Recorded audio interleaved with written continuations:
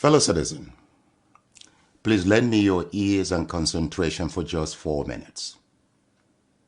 Now, for several years now, I've had the privilege and blessing of traveling, working with professionals and educating students across the world. UK, China, Singapore, Malaysia, South Africa, Greece, and counting. However, ever so often, I engage in soul-searching thoughts on Africa, Nigeria, our homeland, and the black race in general. You see, I can't seem to work out why, despite abundant human and natural resources and exemplary achievements of Nigerian professionals abroad, our nation remains backward in all indices of human progress. Look, recently, a 1988 statement by William Botha of the apartheid South Africa challenged me to tears. Now, he said, black people cannot rule themselves because they don't have the brain and mental capacity to govern a society. You give them guns, they'll kill themselves. Give them power, they will loot the treasury. Give them independence and democracy, they will use it to promote tribalism, ethnicity, bigotry, hatred, killings, and wars. Now, fellow citizen, let me challenge you. Have you, your leaders or government, proved this racist South African wrong since the statement in 1988? Think about that. You see, we are the only race that is ready and willing to sacrifice meritocracy, national development and progress, to favor protection of tribal and religious loyalty, despite the recycling consequences before us since independence. Take a look at the literacy rate of Nigeria.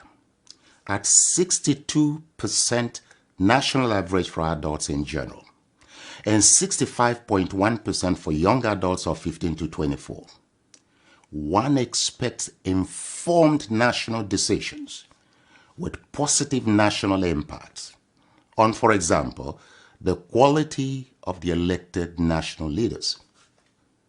Not really in our case. We are not moved by the economic and security realities and human suffering in our nation. We are not moved by the quality of our leaders or how and why the black man is being ridiculed worldwide, providing our tribe, political party, or religion controls political power. That's shameful. Even our highly educated professionals and media outlets, North and South, keep a blind eye to the realities of the Nigerian state for tribal, religious, and personal enrichment considerations. Yet, we wonder why our nation remains the poverty capital of the world. Yet, we wonder why the black race is increasingly undervalued and humiliated across the world. Who did this to us? Who did this to us? Do you ever ask this question?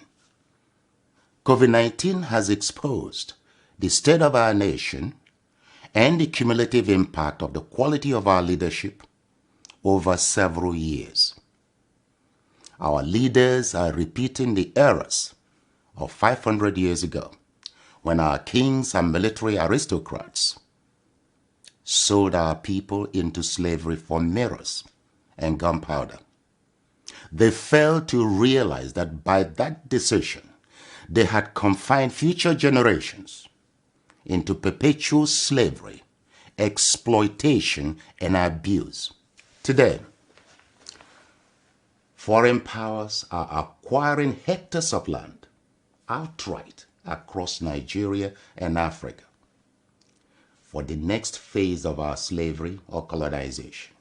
Once more, our leaders are mortgaging the future, freedom, existence, survival, and progress of generations for short-term, worthless, stage-managed red carpet receptions, handshakes, cheap collateral loans, travel visas, and personal gains.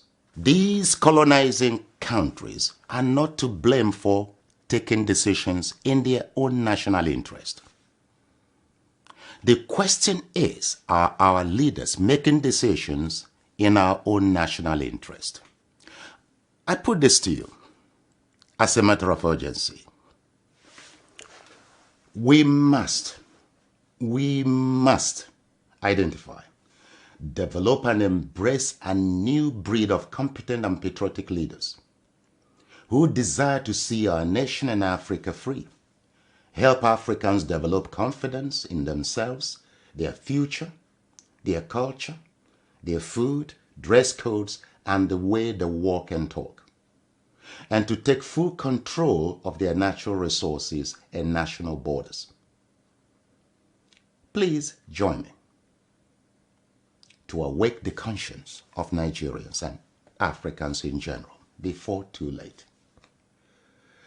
Share this video as a duty to your race, your country, and your continent. Our lives, our future, our survival depend on our collective actions today. This video is not about me. It is about us and our future. I'm playing my part. I hope you play yours.